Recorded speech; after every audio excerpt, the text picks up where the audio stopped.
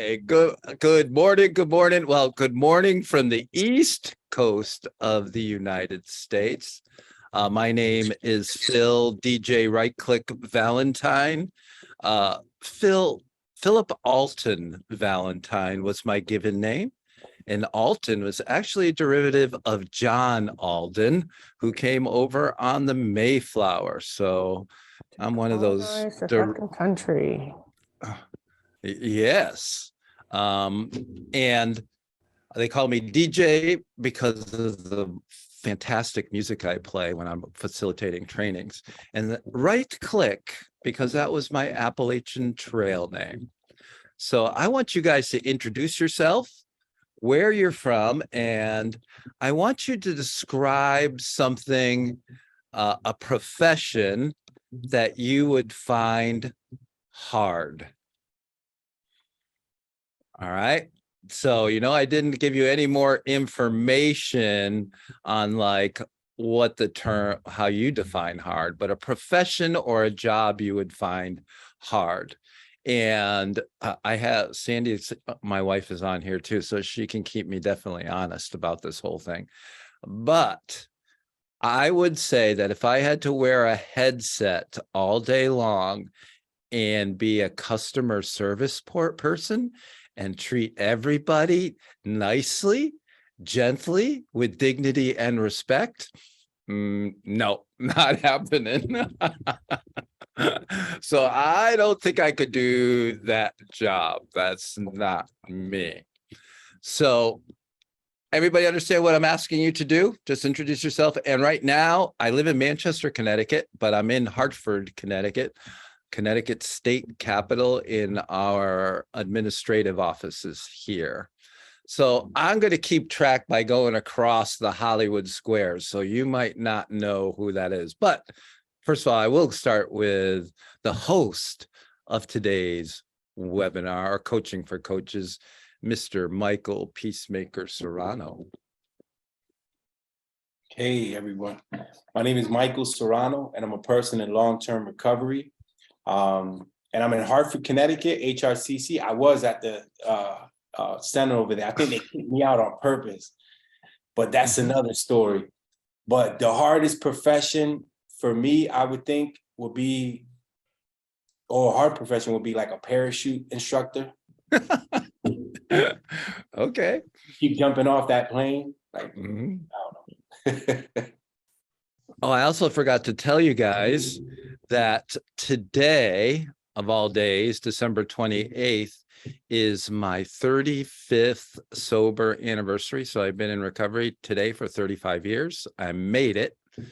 And in January, I'll have been at CCAR for 24 years, and I think 20 of those roughly as executive director. So let's go across, and Dennis, say hello to us, and something you find, a job you would find hard. Hey everybody, my name is Dennis Morgan. I'm a person in long-term recovery. I am in Poughkeepsie, New York, and a job that I would find hard is anything artistic or creative. Gotcha. Thank you. Leda.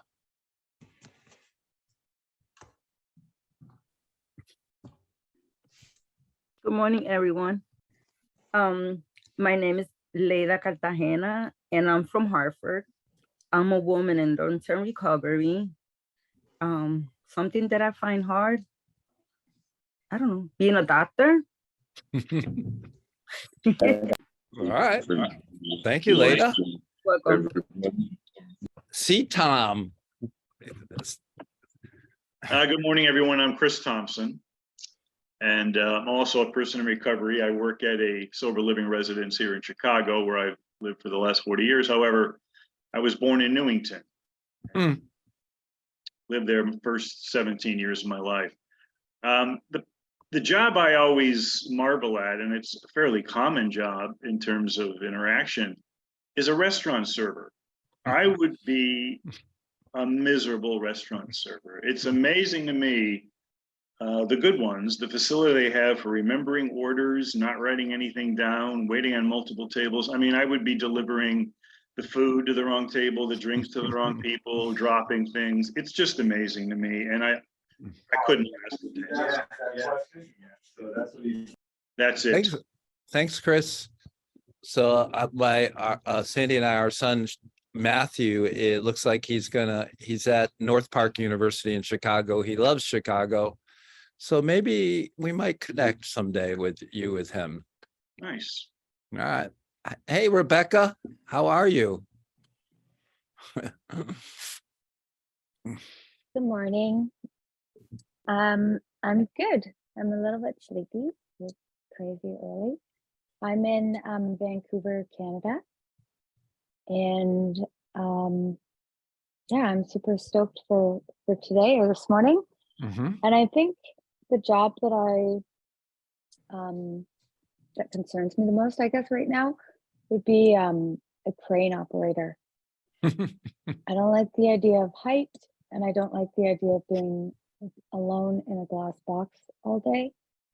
And also, they don't have a washroom up there, which just kind of adds to the horrificness of that job. Yeah. That's all.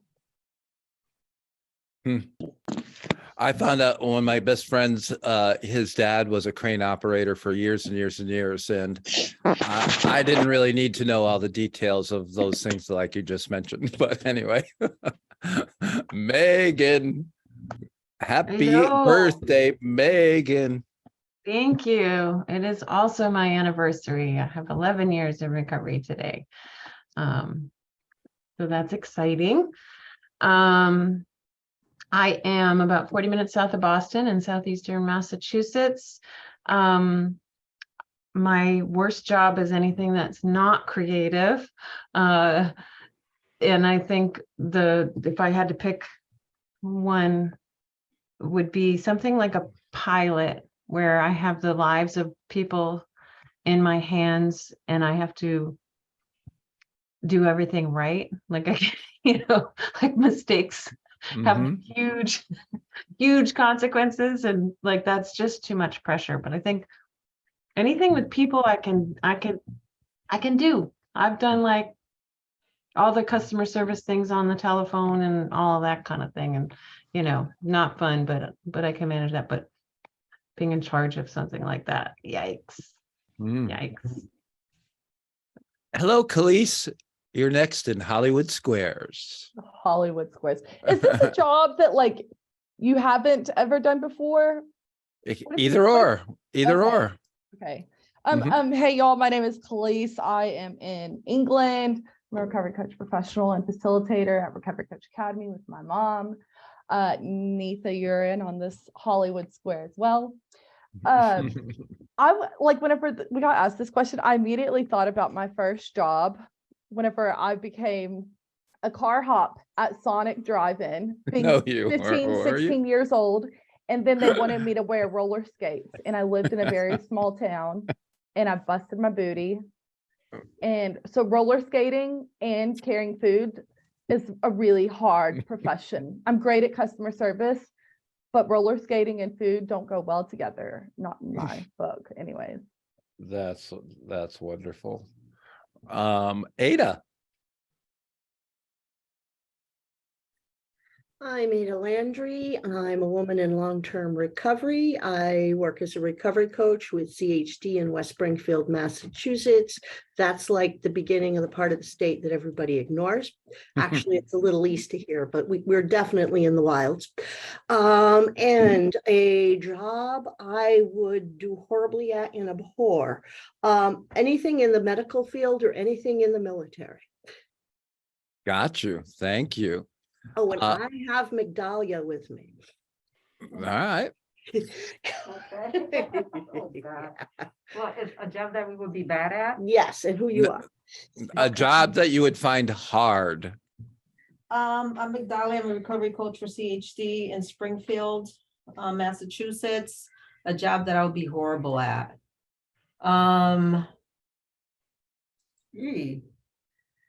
Teacher. Got you. Thank you. Yeah, I wouldn't be a good teacher because I expect people to learn the first time. Gotcha. Thank you. Rochelle, you're up. Hi, I am Rochelle. Nice to see all of you. I'm a recovery coach, mentor coach, and trainer in Vancouver, Canada, although I am currently in Phoenix, Arizona, and I think I brought the rain because it's really coming down right now. A profession I would find hard these days, I think, is a barista with, the very, very customized orders, and it seems like people expect it in 30 seconds or less. It just doesn't seem super rewarding these days. Go easy on the baristas, people. Got you. Thank you. Wendy. Good morning. I'm Wendy. I'm a woman in long-term recovery. I recently completed the Recovery Coach Academy. I have a son who just celebrated 6 months of sobriety, and have dealt, thank you, not his first go around, but very, very grateful to have sat at the Thanksgiving Alcathon together. So have had a lot of experience with recovery, not as a coach especially, but with 2 sons who have struggled with substance abuse and mental health issues. So I know the system pretty well, kind of from a backdoor way. So I'm very grateful to be here. I have a good friend who works for CQAR who introduced me to all of this, and I love recovery, just love it. I presently live in Westbrook. I moved back here a few months ago. It was where I got sober and grew up and went to high school, but I had been living in Glastonbury for over 20 years. And I would be really, really miserable if I had to do anything accounting or analytical based. That would be not good for anyone involved. So thanks for being here, and congratulations, Phil and Megan. Thank you, Wendy. Hi, Sandy. Good morning. My name is Sandy Valentine, and I'm a woman in long-term recovery. And I work at the University of Connecticut leading the collegiate recovery program there. This one was the first thing, as you guys are talking, I'm adding to my list, but the first thing that popped into my mind is surgeon. So last night, my son asked me to help him make dinner by cutting up cubes of sweet potatoes, and not one looked like the other. So can you just see me inside somebody's body with a knife? Like that would just be That's so weird. very bad, very, very bad. So I'm not going to be a surgeon in the future. Wow. See, you learned something new after how many years have we been together now? Too many. Yeah. Learn something new every day. Neetha, what's your job you don't want to do? Hey everyone, I'm You would Neetha. find hard. I am in Lincolnshire, England. I've just spent the morning taking my mom and my daughter out to the Christmas sales. Thank gosh I am home. And the immediate thing that came to mind for me is I don't want to do any job that requires me putting a pair of pliers in somebody's mouth. People who want to be dentists, I do not understand it. I just no. So yeah. All right.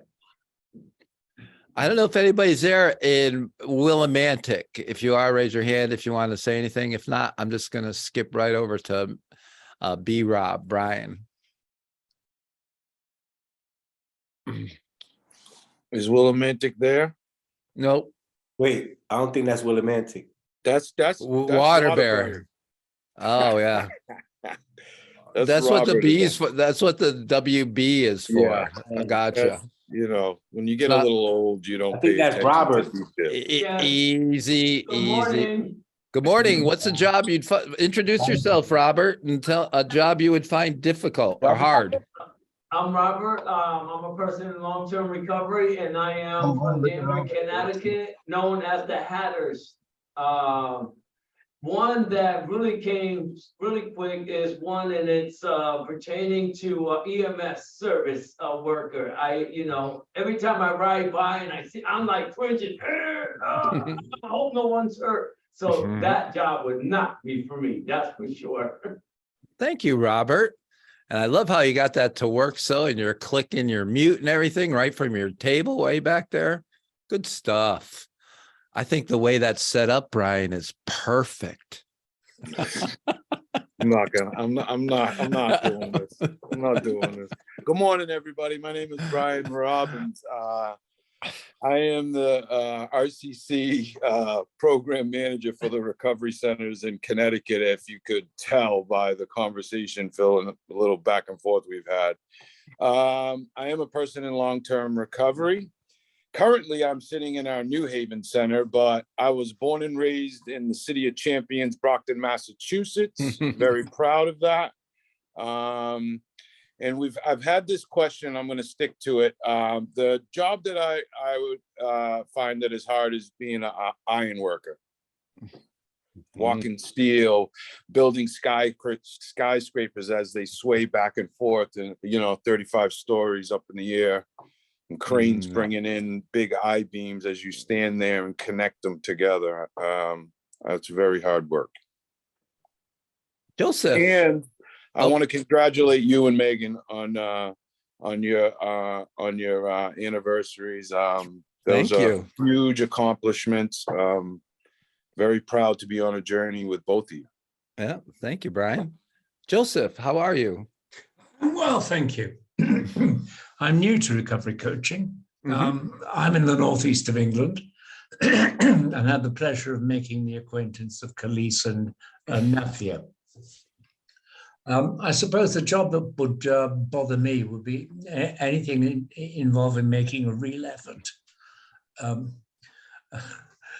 Although I like a challenge, I would. It's my stamina, I think, especially at this age, that would prove a problem.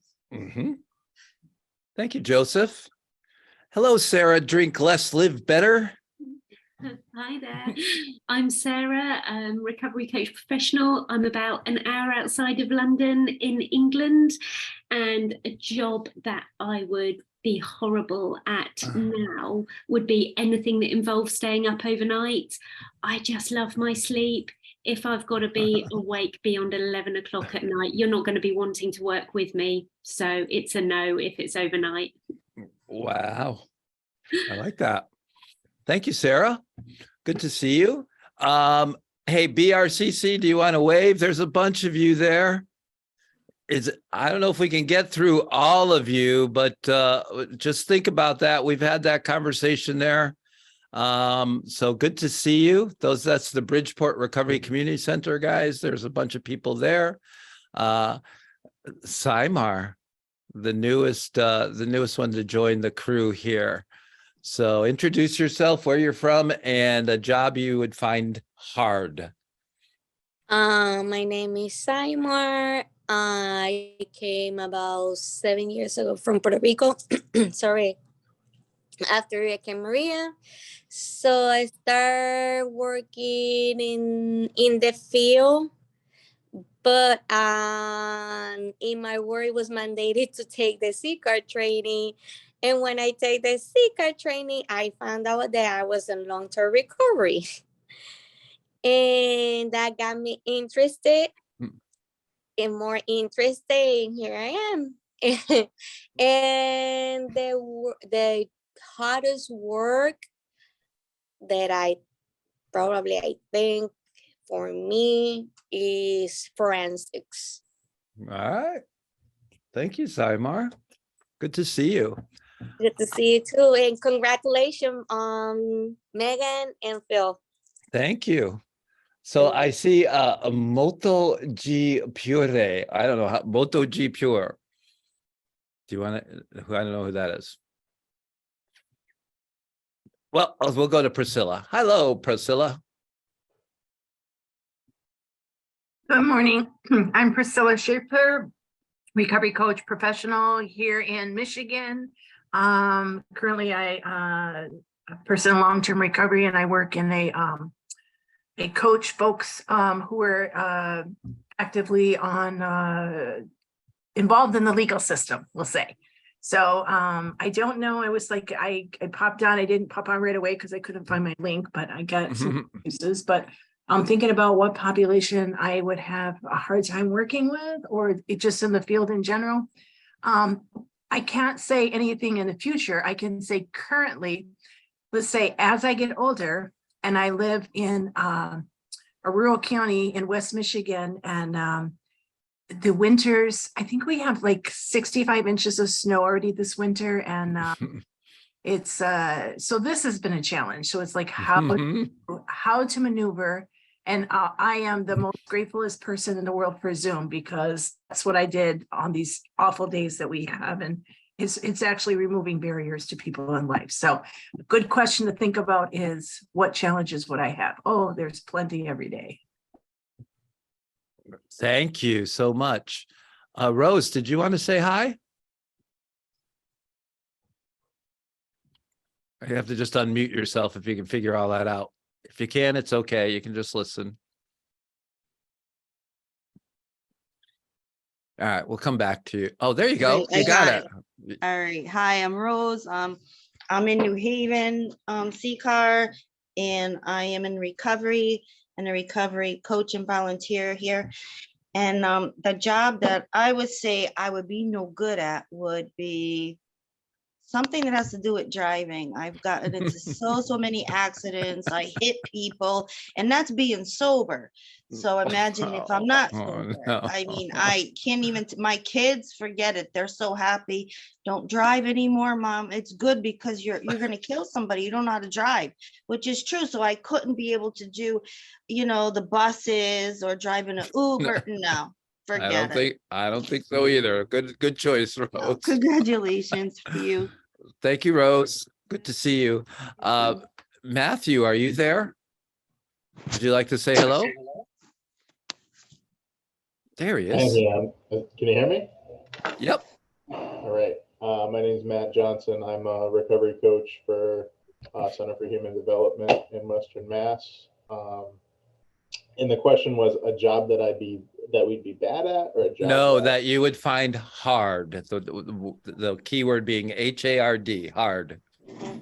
Interesting. I think being a lawyer would be hard. I have a hard time being untruthful these days, so I think that would be a challenge for me. That's funny. Jim Carrey in Liar Liar, right? When he was a lawyer, couldn't lie anymore. REVVLV plus 5G. I don't know who that is. And I don't know if I say hi. And then the last one I see is Dana. Is Dana available? And that's okay if you just want to listen. And then Brian, you came on. McManus, did you want to say hi? Hey, everybody. Hi, I'm Brian McManus. I am the program manager for CCAR's Department of Corrections and Jail Diversion Recovery Coaching Programs. I am in Bridgeport, Connecticut. I was out with in the center helping them get set up. And a job that I would find hard is, you know, this one hasn't changed since the first time I heard this question, pediatric oncologist. Dealing with sick kids would really be difficult for me. So, and so that's a job that I would find really hard to do. And just wanted to say congratulations again to Megan and Phil. Thank you, Brian. Good to see you. I think that we got everybody, didn't we? All right. Here is the question, since this is coaching for coaches, and I've had the chance to do this in, I think, all the centers. Oh, I have one more center to do. I'll be in Willimantic next week. And I've always said that you teach best what you most need to learn. And my good friend Brian Robbins triggered this whole series at one of our meetings because he asked about a job being hard. I want to know, and you can jump in, you can raise your hand, just raise your hand, I'll call on you. Here's your question well, no, here's the first, I'm going to do another question.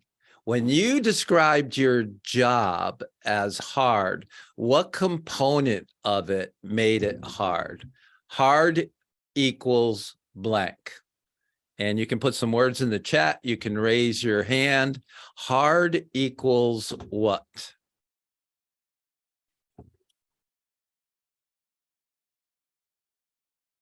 Neetha, and then Megan. Causing somebody pain. Oh, so you associate hard with being pain. Got it. Yeah, going to the dentist, that whole job, it causes somebody pain, even though you're giving them relief. And causing pain is just, yeah. Great. Thank you. Megan. Yeah, for mine, it was like having a responsibility of people's lives in my hand and sort of not having a lot of room for grace in making mistakes because I'm very imperfect and I make mistakes, and I don't want there to be life and death consequences from a mistake I may make. So what would you say that is? That there would be too much stress with that? Stress and responsibility? Yeah. Gotcha. Thank you. Dennis. Mine was based on if I just completely felt I was unable to do the job well. Gotcha. So like an incompetence kind of thing. Yeah. Got you. Simar.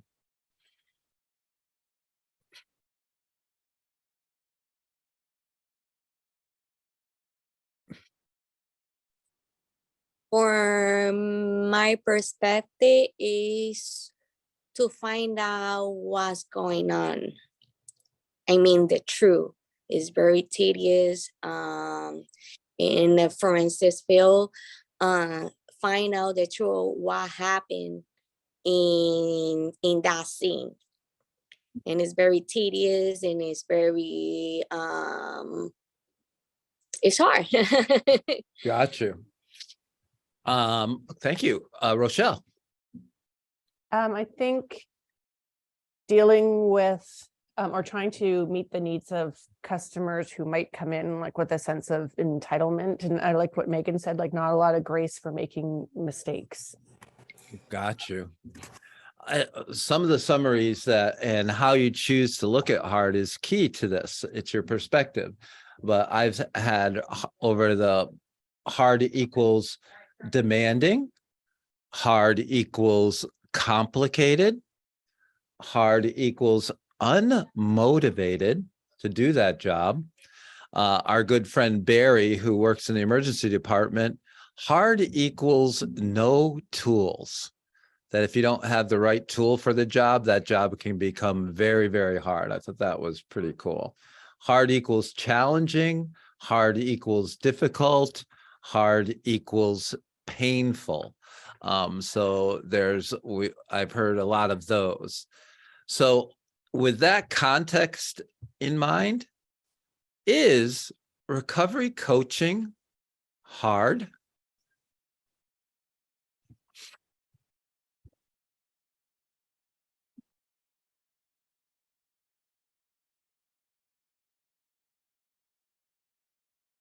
I think it's perspective.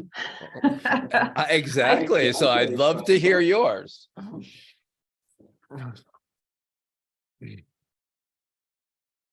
In some ways, it's one of the hardest jobs I think you can do.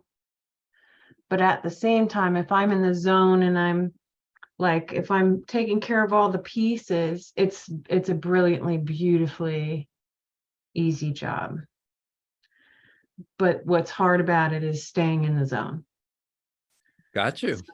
I think, yeah, you can be up against things, or you can find the way through where where that grace and where that connection, where that creativity, where that energy is. So if you can find that, you can stay in the easy. Khalees, who are we coaching exactly? How am I going to respond to that question? Well, because I'm just thinking like, it depends on who we're coaching, because you might have somebody who's difficult. I mean, or you could have somebody who's very, I don't know. I personally haven't coached anybody that's really hard yet. I'm going to. Oh, so that was just a hypothetical then. I mean, it could determine personalities, conflict. I might not be the best person to coach that individual. So that's what I'm saying. Brian. See, that's why I love Megan. I'm on the same page. So we've been having this conversation for a month. So and I just wanted to, you know how I feel about it. I think that over time, from doing this work, right? I have to be spiritually fit to be able to do this job consistently, day after day. I've been taught, the way I was brought up through recovery is that I give from my overflow and not my essence. In my job, I give from my essence a lot of the times. So for me, it's about having to replenish myself so that my spirit's full, so that I can be there and provide some perspective and presence for somebody else. Because if my spirit is not calm, I believe people can feel that. They can feel that, and that is not productive. So I have to work really hard on me to keep myself where I need to be so that I can be there for others. And I'll leave it at that. Thank you. This is the part where one of you takes the mouse and you scroll down to reactions. You see that little thing down there? And then there's a little thing that says raise hand, like Sandy did. Thank you, Sandy. I'm always so obedient with you, babe. Oh, yeah. That's been my experience. I should, full disclosure, in case those on the call don't know, I am married to our coach today. Mm-hmm. So I don't call everybody babe. One of the things that I've really thought a lot about, because I have been coaching coaches too, as they do their coaching, and they get very hyper tuned in to the specific activities, or if one of our students is lying to us. And I just keep saying, and this is something for me that I'm teaching myself at the same time, doesn't matter. Doesn't matter that they keep lying to us. They are only hurting their own recovery. And if we come into the relationship with a spirit of investigation or trying to get them to a place of rigorous honesty before they're ready to, they're going to walk out the door and not come back. And so I posted in the chat, if I've decided what the destination is, or the timing, or the goal, or whatever for the person, then it is brutally hard, because it is not going to succeed. But if I let go of that, and for me, what that's meant is that my sole goal in my interaction with that human is that they're going to walk back in the door, whether it's a virtual door or a physical door again, because they feel like it's a safe place to come. And honestly, I don't mean to be overly dramatic, but they're alive for another day. They're alive to come back through the door. And I think sometimes just the kindness that we provide, the openness in a conversation, makes all the difference in the world for them making it another day. Yeah, thank you, Sandy. Chris. A lot of the professions we talked about, problem solution professions. You can go to a manual, you can go to a textbook, you can go to a tutorial, you can Google YouTube and get an answer and see a result that's completed. Coaching's not like that. It's highly improvisational and spontaneous. And the biggest problem for me, at least, is making sure I get out of the way.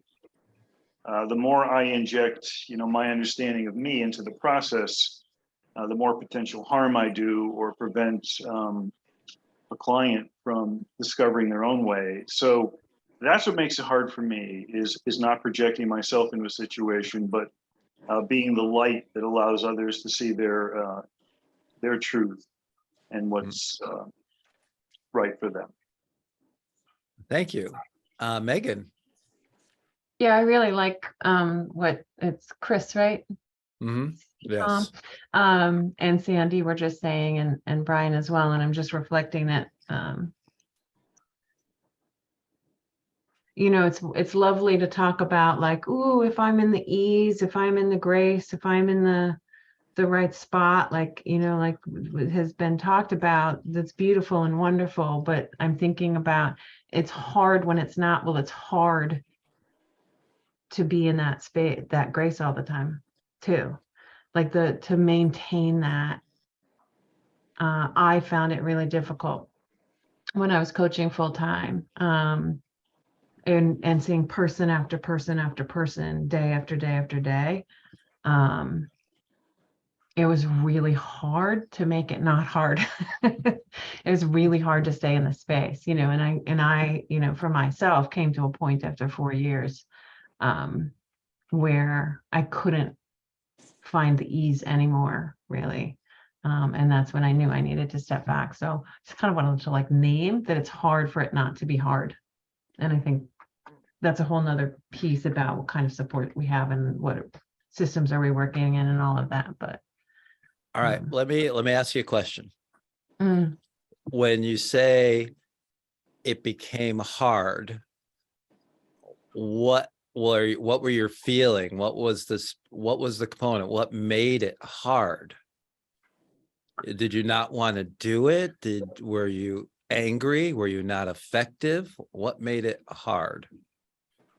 All of those are Oh. definitely were true, and just feeling ineffective, Oh, feeling empty, like hollow. so Right, like- you were feeling ineffective, but were you ineffective? I believe at the end I was. Okay. Yeah, Fair I enough. really felt at the end that I was doing a disservice to people because I was not providing them what the promise of coaching can bring for people, and yeah. Gotcha. Thank you. Thank you for letting me push back a little bit. Brian. Going back to something that Megan had said earlier, I think it definitely is situational. And Sandy had said, made the comment, you know, if they're alive for another day, if we've helped them stay alive for another day or something along those lines. But how about the times, and the reality is, you know, a lot of people are dying out there today. And we work with a lot of people that are dying. And part of me, and we've had this conversation amongst our DOC coaches, because we've had a couple of people pass away over the last year. I don't think I ever want that to be easy. I don't want, if, you know, and that's part of the job. I think if that becomes easy, I've really lost my way in why I'm doing this. But that's when I really need to lean in on the support of the people around me. So you just raised a question for me, for you. Is easy the opposite of hard? And what do you mean by easy?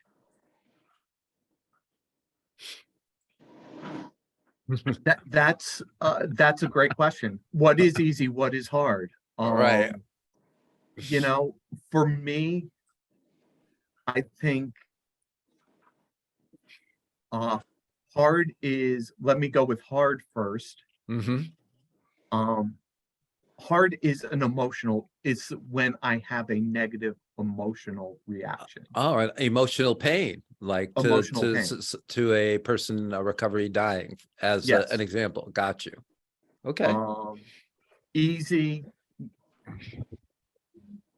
You know, what's easy? Yeah. You know, is it a positive reaction?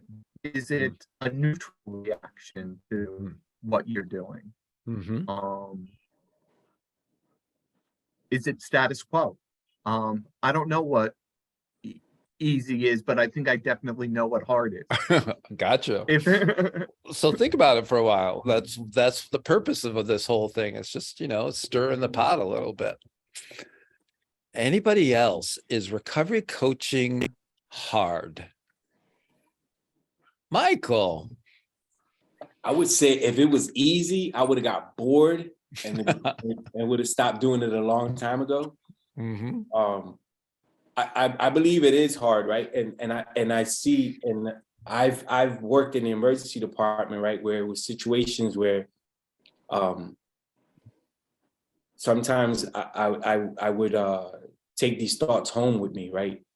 And I knew I couldn't get attached to the outcome, right? And it's hard, right? Especially if you're a person with a lot of empathy and like me, right? I believe that everybody has potential in getting into recovery, but when you see a situation where you know someone has potential and all of a sudden they don't care, right? And get to a point where you see this fire in them, and then all of a sudden that fire just dies from one minute to the other, and those things bother you, right? And you don't want to take that stuff home with you, right? But that's the hard. I think that's the hard part of it. But just knowing not to get attached to the outcome, right? Being open-minded to it, and having those resources at play. I love the fact that Barry used the tools with it, because it makes a lot of sense. If you don't have the tools, you don't have the skills, you drop somebody that's like I use the like carpenter, right? And somebody comes and be like, hey, listen, I know you do carpentry, but I got some plumbing problems. You can fix it for me? And I look at them like, yeah, I'll do it. And I've never done plumbing at all. And then they got me in there fixing pipes, and I don't even know what the hell I'm doing. Like, would it be easy? No, it wouldn't. It was not going to be easy at all. And I might just mess everything up because I don't have the skills for it. So, but I think if you acquire those skills, right, you learn the science, but then you practice the art of it.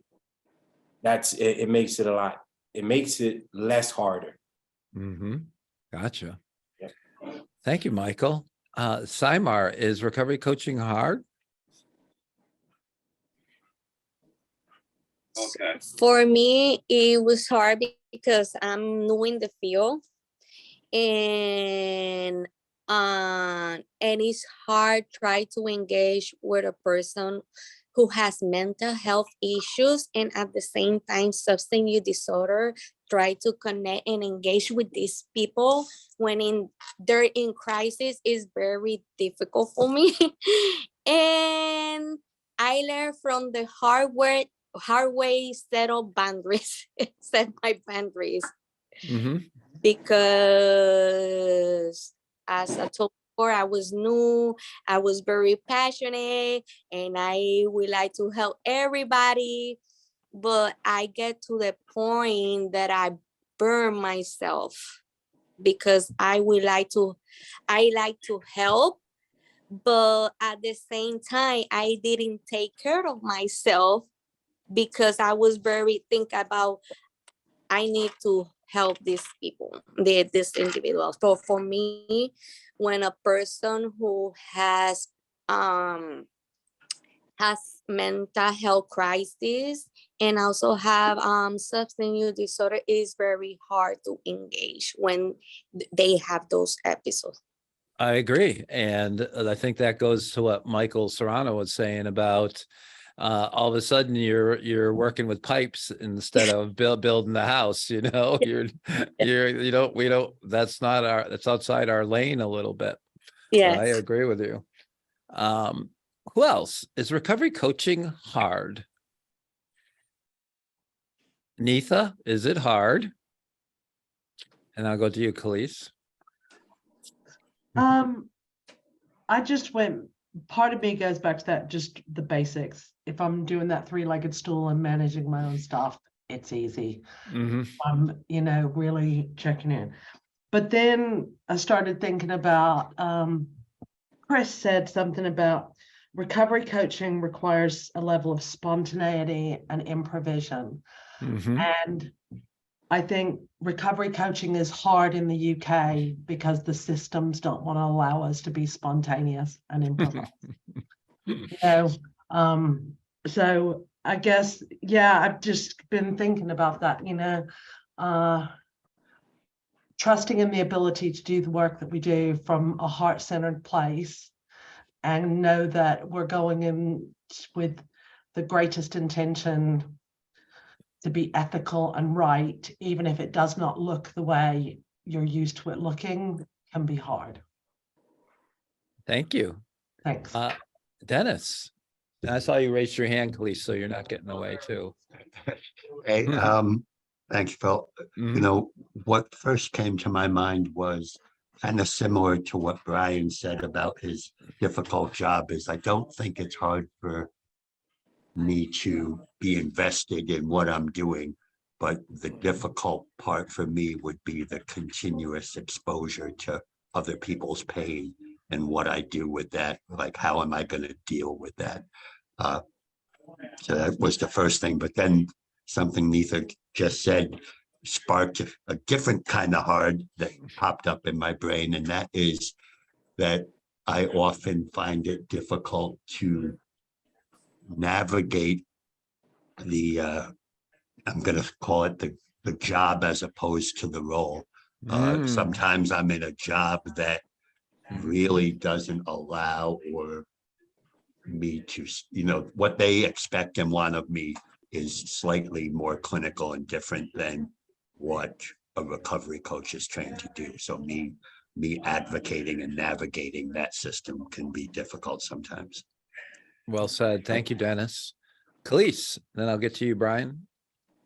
Well, there's been like a lot of really good things mentioned. So thank you, everyone. I think whenever I kind of think about this is getting the trust, like trust is a big part of it. So whenever people trust us to do our job, that's good. And whenever we're not trusted, it makes it really hard. So I feel like trust is a huge part of this. I also like the point about the manual and the spontaneous, because if, sometimes there isn't a checkbox for everything. There really isn't, as much as we can try to make all these check boxes and stuff, that's not always possible. I also thought about the point that somebody mentioned, it being new. If it's new, it's hard. And then that made me think, well, anything we do that's new is probably going to be hard at the beginning because we're learning how to do it. So if a new situation occurs with a recovery that we're coaching, that might feel a little bit difficult because we've never done that before. So it's always going to be new. So it's always going to keep us on our toes, right? Because not everybody's unique in a way. So I don't know, I'm just kind of thinking, the whole new thing came up and I was like, that's interesting, because new situations are always going to be a little bit difficult. It's not going to be a walk in the park sometimes. So. Where did Brian go? Is he gone? He gone. He gone. Thank you, Khalees. What are you thinking about? Is recovery coaching hard? Anybody else?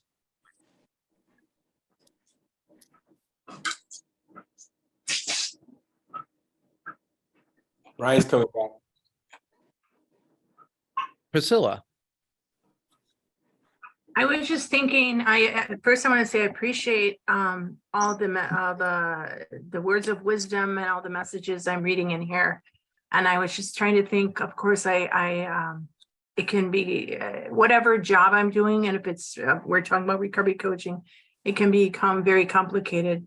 So I try to do the best I can. I call it, I have to tune out and do tune-ups regularly. And that is, do the best I can and reach out to others and, it's stay in my lane and stay in my lane. And when I see others not stay in their lane, I my mind will go, please don't water down this profession.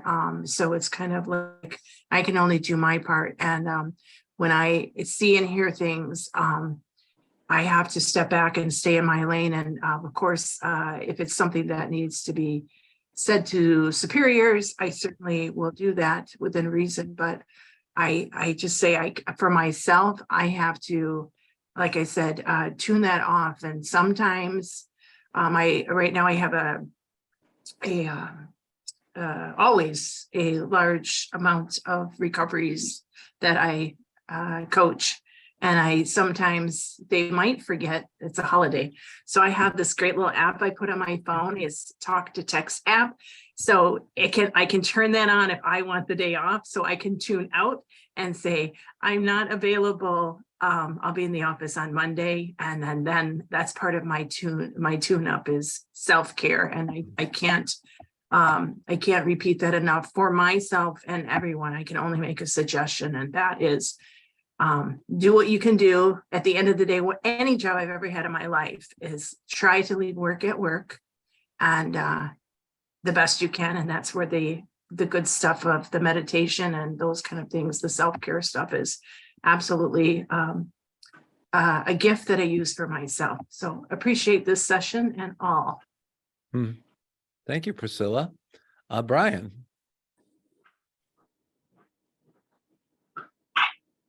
I'm sorry that I got kicked off.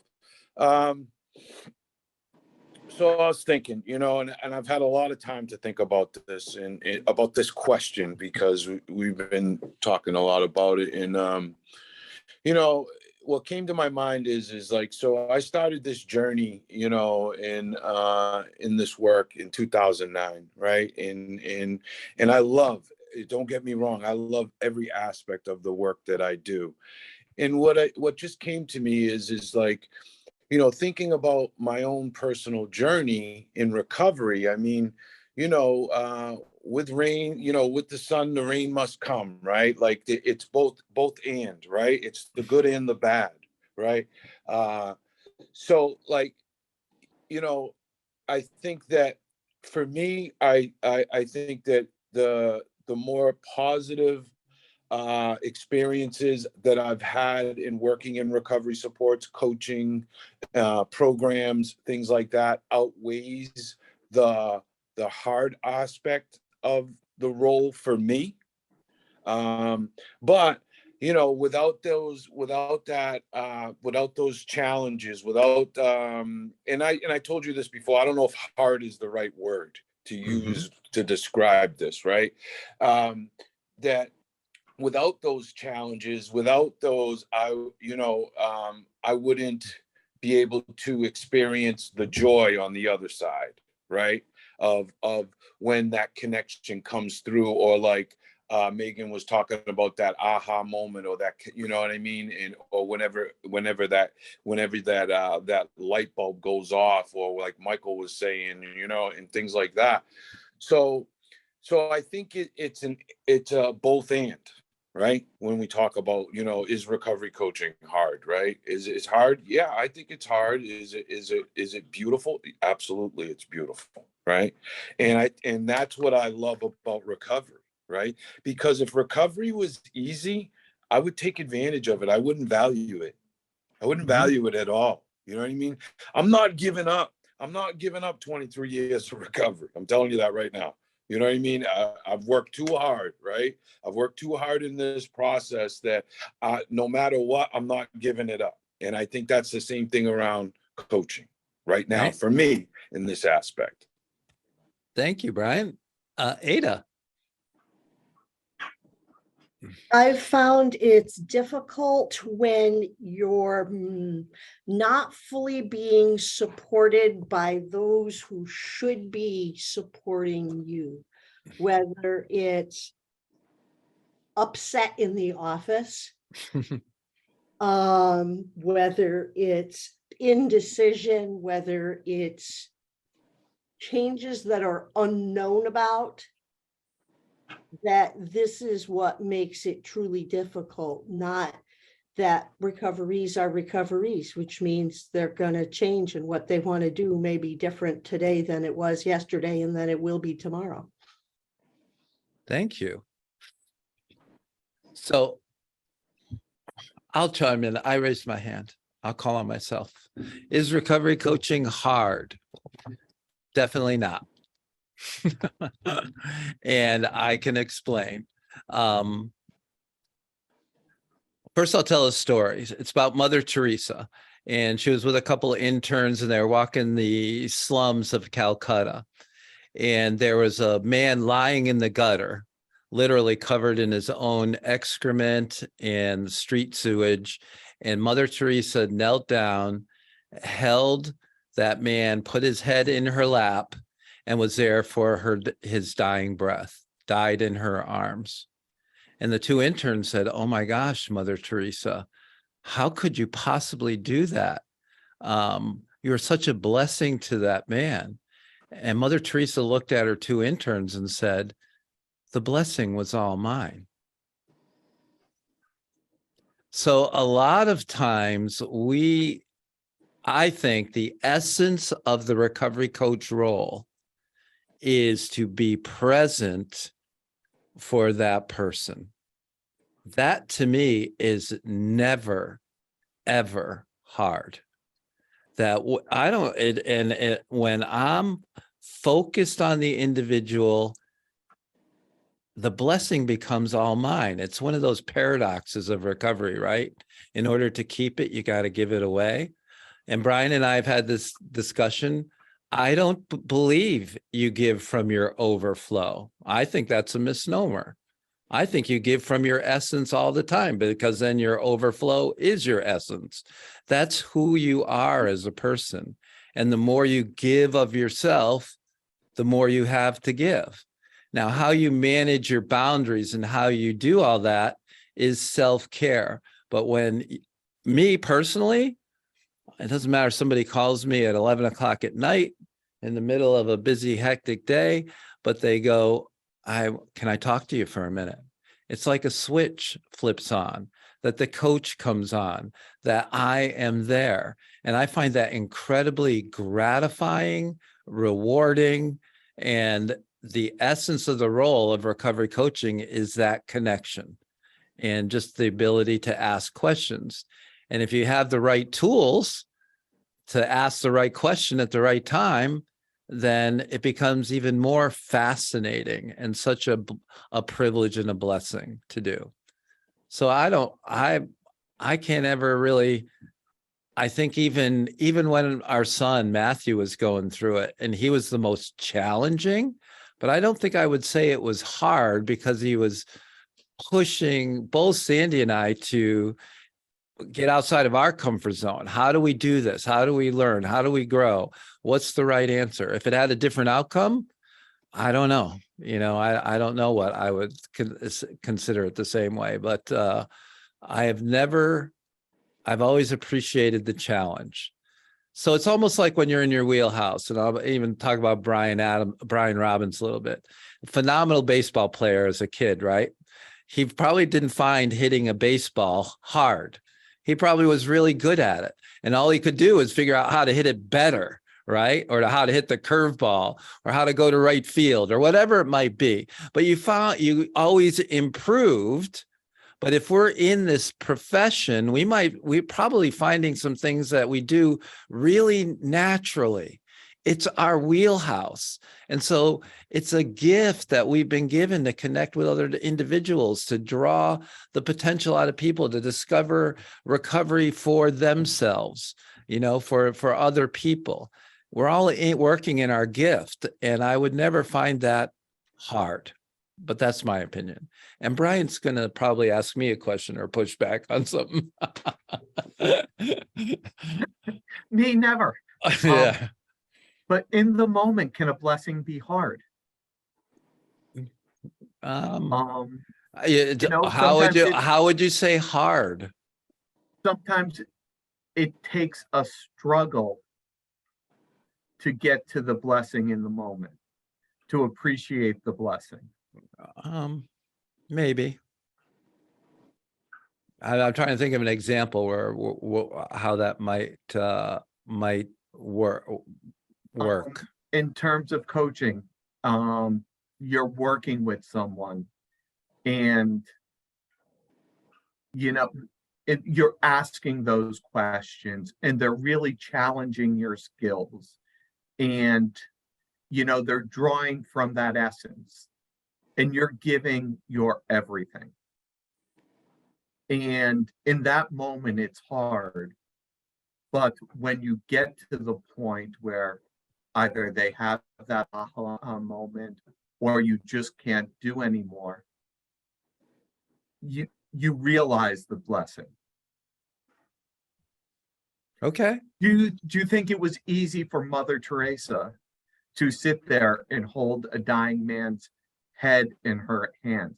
It may have been a blessing. I do. But was that I do. easy? You do? Oh yeah. Because she was acting out of pure love. And so if you're acting out of pure love, I do think it was natural for her. She didn't even consider any alternatives. And I think sometimes acting out of pure love is doing the hard thing. Okay. Megan, let's go to Megan. Well, we're still pondering all this. It's great stuff. Yeah, this is a really interesting space to think about. And, you know, I think to Brian's point, I'm just thinking about some of the recoveries I've had that are particularly challenging. And one of whom is a young man I coached for 5 years, and he was hard. He was just he just had all of the things, like all of the challenges a human could have. He just seemed to have them. And I found it really hard sometimes to connect with him. I found it really hard sometimes to feel like I was helping in any way, shape, or form. It was incredibly frustrating. He'd make me very angry, not very angry, but, like I'd get like so frustrated it was anger, and I could always come back down from that, of course, and have love for him. I loved him very much. To work that closely with him for so long. I'm not a coach who's afraid to say that I love my recoveries, some quite deeply.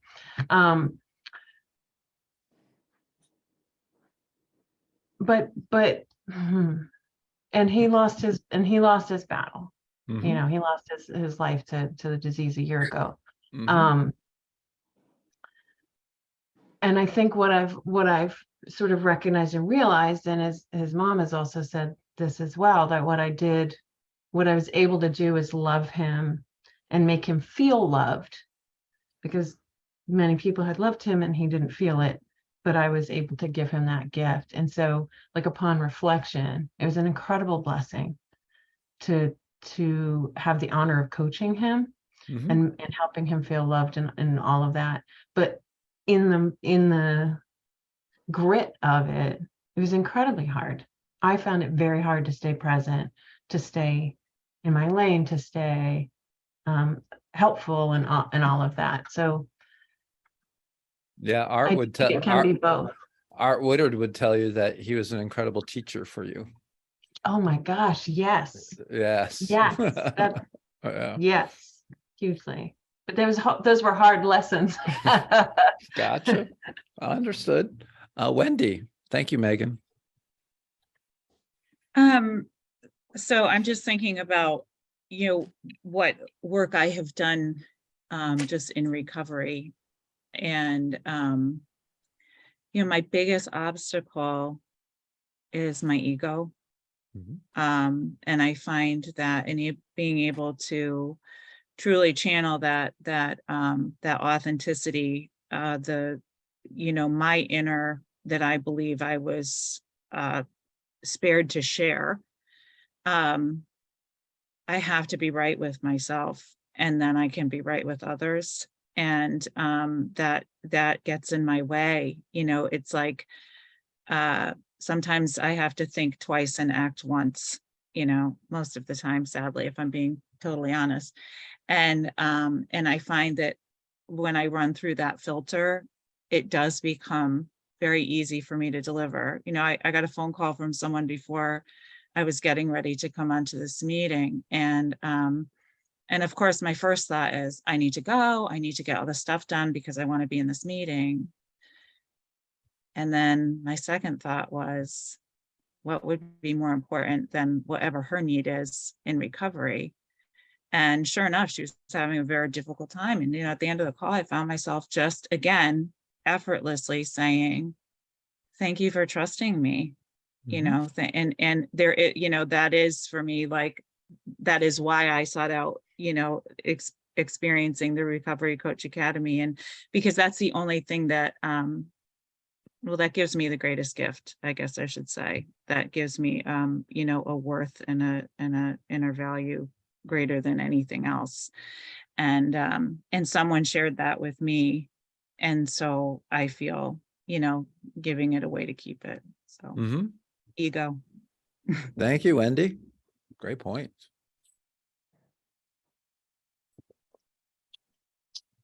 Anybody else? Is recovery coaching hard? And I have two other questions. Is recovery hard?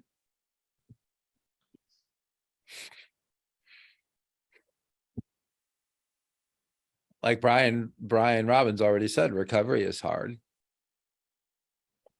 I don't know. I didn't find recovery hard. So you and I, Brian, I never found it hard. Again, when I found it, I was so grateful, and gratitude has carried me for 35 years that I just kept wanting to get better at it. It was like somebody pitched me a softball, and I was able to hit it really hard, and I want to figure out how I could keep hitting the softball better and better. That's what recovery was like for me too. So there were challenging times, but I never found recovery hard.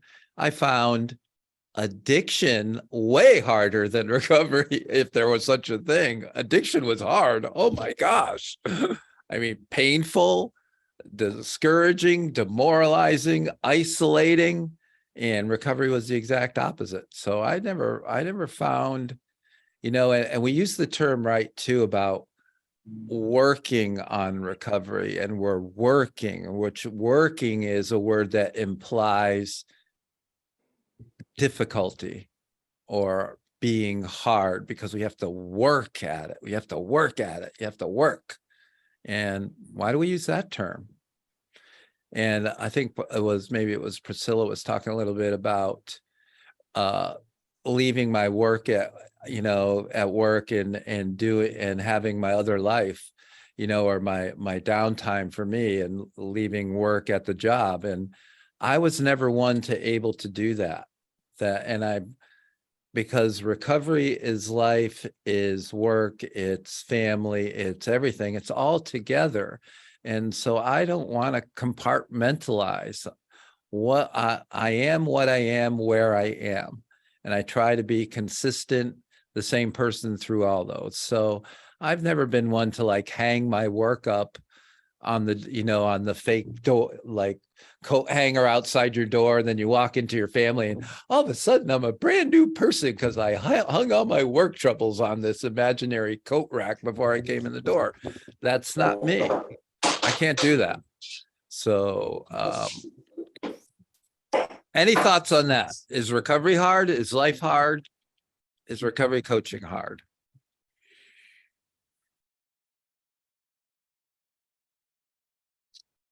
Robert. I have Talia here that would like to share her experience with is recovery hard. Sure. Okay, me. Can you hear her? We can. Hello. Yeah, they can hear you. Go ahead. Okay, with me, recovery is hard. Life is hard right now because I'm in a transitional housing and they're only there for 90 days. I know I had a stable housing over my head, so I didn't have to really worry about anything, and I could focus on my recovery and it's okay. Now, January 5th, I get discharged. I have nowhere to go right now. So now it's going to be hard for me to focus on that recovery. Now I'm gonna try to sustain it, but it's going to be hard for me to focus on that because I'm gonna be too focused on trying to find somewhere to live and let it be stable, so I won't have to worry about anything. So that's when the hardship comes from me. Yeah, but can you do, why is looking for a house and or a home and a place to stay, and now you're in a place where you have help, why is that making your recovery hard? Why is it, can't you keep working on your recovery and keep working on finding a house? I could keep working on my recovery, but my recovery consists of a lot of things. Like I am doing modules to be a recovery coach. Soon I want to be able to go to Recovery Coach Academy. I need to be somewhere stable where I could be able to do that stuff, not have to go to a warming center and I can only sit in there for a couple of hours or go to the next place like that. That's what I'm saying. Recovery gets hard for me, but I will still try to, no, I will be able to do both of them. I'm not going to try. I am going to do both of them. But that's just like a little bit of hardship that I'm having for a person like me, just coming into recovery. It's definitely a challenge, and I certainly hear what you're saying. I'm hard to put myself in your shoes, but I love the way you reframed that to say that you can do both, and I believe that you can. Thank you. Yeah, and let us know how we can help you in any way. Khalees. As I'm like sitting here thinking about this and thinking about my personal recovery, I think for me, whenever I'm in the middle of the situation, it feels really hard. It feels really hard. But now, like reflecting on those things that I've overcome or walked through, I'm like, those were challenging times. But like, I don't know, to me, I'm kind of thinking the word hard feels really harsh a little now. I don't know, you've made me think about the word hard and I'm like, that seems heavy. That seems really burdensome. So then now I'm even thinking about, have I really been through hard times, or have I just been through times that are a little bit challenging that cause me to think a little bit more, to pick up some tools, you know? And whenever I'm thinking like, whenever I experienced grief for the first time in my recovery, you know, my mom, she's like, are you okay? I felt like it was really hard to get through that. And I was like, my heart hurts, but like, I'm okay. I'm not gonna roll over or go out and pick up or whatever, whenever I have to, you know, sometimes it can be challenging for me to be the bigger person in situations and just do the right thing. That feels challenging and it feels really hard at that time. I don't know. I'm just really reflecting and thinking about, is it hard? Or is it just a challenging period? And I do think there is that aspect of it feels heavier when we're in the middle of it. Well, that's the point of this coaching for coaches session, just to get you to think about that word. Brian McManus. A common problem with Brian and I. Which Brian are we talking to? All right.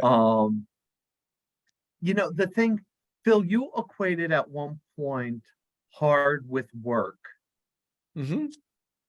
I think good things in life are usually the things you have to work for. Really?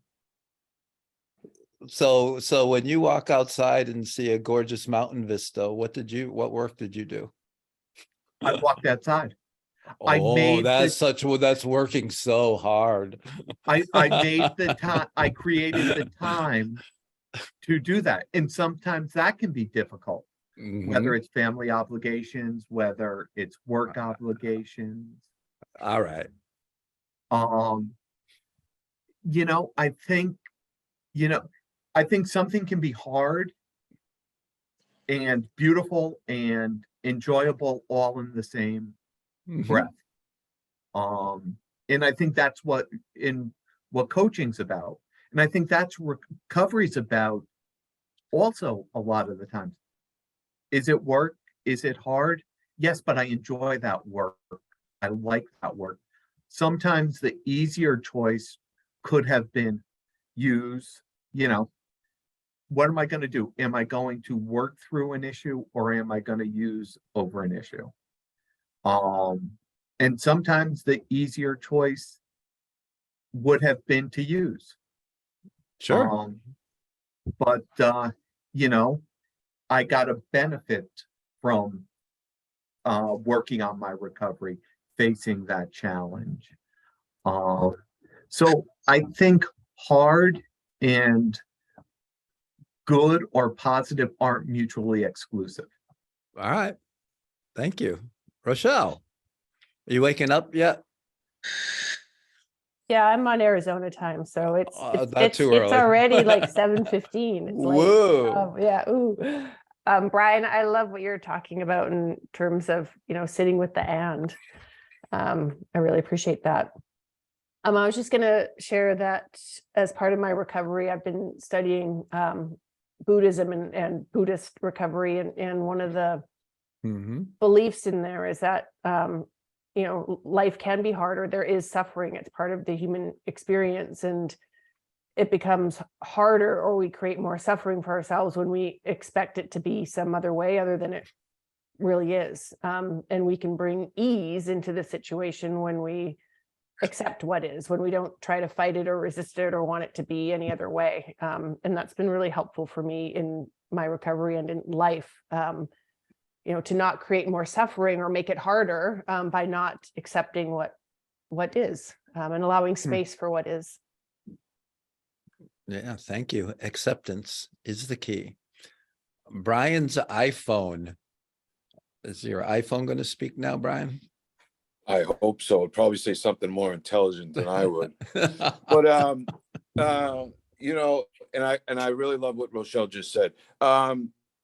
I agree with you that recovery is not hard. I agree with you. I agree with that.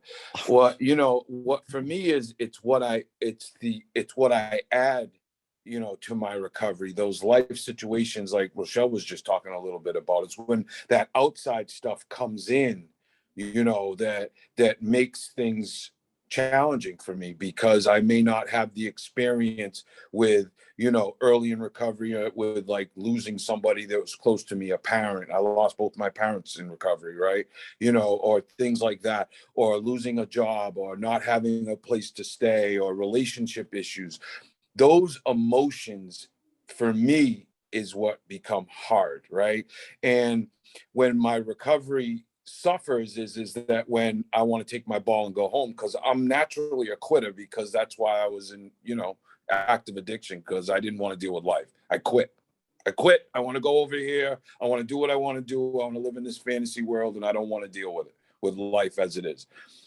One of my good friends, and I know you know this, as mother used to always tell me that life is tough, get a helmet, right? Whether if you're in recovery or not, right? Life can be hard, man. It's about, so I had to learn how to deal with my emotions. But recovery as it's laid out, yeah, I mean, I don't think it's hard. If, you know, as long as you know, that I can you know, follow some simple suggestions and not pick up no matter what, right? And I can continue, because that gives me the opportunity to continue to learn and to strive and to be better and work through situations, right? That's me not quitting, you know. So so I agree with you, and I really liked what Rochelle had to say. Thanks, Brian. Dennis. Hey, I think for me, it depends on how I define recovery. I don't personally find it hard to not use the drugs and alcohol that I used to use. However, there are other things that I personally consider as part of my recovery that sometimes I struggle with, and I do find it harder to make changes that relate to, you know, other things. And it could be as simple as whatever diet or, you know, things like that I equate with recovery. But the actual not picking up my 12-step version of my recovery, I don't find hard. It's just I think I'm living in too much gratitude for that to be difficult. Thank you. Robert. Quick question. I'm gonna say this, in my beginning of my recovery, I made it difficult. Only reason why I say that is because I didn't realize that I had to change my old way of thinking. So my attitude and my behaviors, when I got into recovery was no different from the streets. When I got here, I thought I just had to stop using drugs. So I wasn't changing at all. I was still that same individual until I realized that my life wasn't changing and I was the same person. And I started to realize that that was not what recovery was all about. And so for me, it took for me to understand what recovery looked like. And once I understood what it looked like, and I started to change my whole way of thinking and my attitudes and my behaviors, recovery became so much simpler, so much easier. It just it continues as of today. It just continues to flow. A lot of gratitude. And I'm grateful for my journey. Don't get me wrong. I'm grateful for my journey because my journey brought me where I'm at today in my recovery. So I know what my early recovery looks like, and I know what recovery looks in between, and also here today, the here and now. But I believe today, if individuals come into recovery with a lot of gratitude and understanding that recovery is about changing our attitudes and behaviors, I think it's really simple. But like for me, I made it complicated, and but I'm grateful for my journey because today I understand today. So I don't. For me today, the question would be: I don't think it's hard. Thank you, Robert. You're welcome. Neetha. Oh, this has been good. So I just had to get the little feeling wheel out because I realized I think I've been using the word hard as a feeling. And it's not, according to the feeling wheel. And so I knew the minute I stepped foot in England that I wasn't going to use heroin again. I just knew it. And that was easy, you know. So I guess in that sense, recovery was easy. Well, I almost said to myself, learning to live again in a new country alone was hard, but it wasn't. It was painful. It was lonely. It was despair. It was feelings. It wasn't hard, because hard's not a feeling. But, and reflecting on all of this, when I am recovery coaching, it is easy. All that other stuff around systems, organizations, conflict is where the hard bits come in. So I need to remind myself of that, you know. But hard, yeah, recovery isn't hard. Learning to live as 4 generations in one household, that can be hard sometimes, you know. But there are gifts that are in abundance to the hardness, you know. So yeah, I'm gonna really focus on every time I use the word hard now, try to recognize if I'm trying to use it as a feeling. Neetha, Neetha, what's your role? What's your job? What's your job title? Well, in which capacity? What's your job title for Recovery Coach Academy UK? I am the CEO. Is that a hard role? So I probably would have said yes at the beginning. What I'd say now is I'm given the opportunity to do more, be better, elevate myself and the people around me, and make a bigger impact and support more people. So that will be challenging at times, but that doesn't mean it's hard, you know. Yeah. So I just realized how many times I use the word hard that I really probably shouldn't. I need to think about that word I'm using because it's probably not the right word to define the moment. So thank you. Thank you, Neetha. Megan, I love what you put in the chat. I get it now. You ruined hard. Yeah. And what Neetha just said about like, it's not a feeling, just brought it home to synthesize all of this discussion for me anyways. And when you asked, when you, I mean, you call it pushing back, I just call it Yeah. great conversation, but I love to be challenged or pushed back on or whatever. And you asked me, what is it? And you named feelings. Mhm. Angry, ineffective, which is feeling like powerlessness or and so that it just came full circle for me, that it's not that hard is really just a label I want to put on something, when really almost everything is just a series of emotions. For us, it's emotions and then actions related to those emotions. So instead of labeling something hard, I can just say, I'm feeling frustrated. That was something that felt frustrating for me, working with this person and feeling ineffective, just made me feel this. And so really, it's just like good and bad. Those are just labels that we try to slap on things to make sense of them. And really, they're just how we choose to perceive something. So Yeah, thank you. This all came out, Brian was talking about, he's a huge advocate for the people that work for him. So he was saying at one of our meetings, he was talking about how the role of a recovery community center manager is hard. And that's when I first said, define hard. So that then we came up with these coaching for coaches, recovery coach performance support based on that. We've been talking about it all month long at different levels. What it came down to me is when I'll only speak for myself, when I label something hard, it gives me a reason not to do it.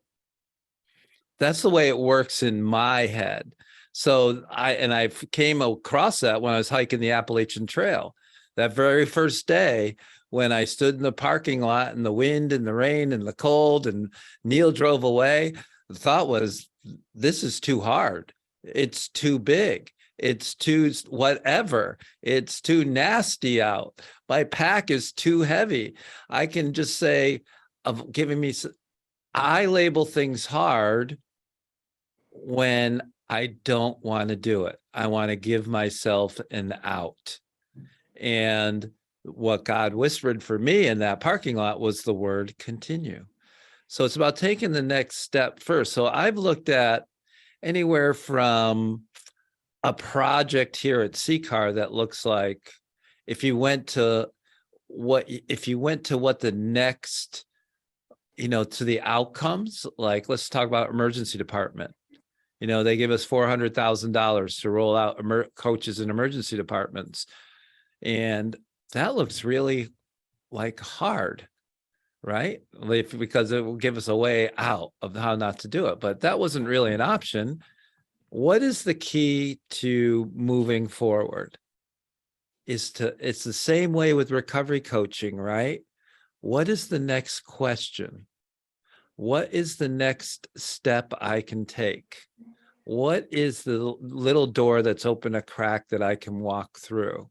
How can I make a little bit of progress on this project, this whatever today? That's a lot of recovery, right? 35 years of recovery is, did I improve a little bit today?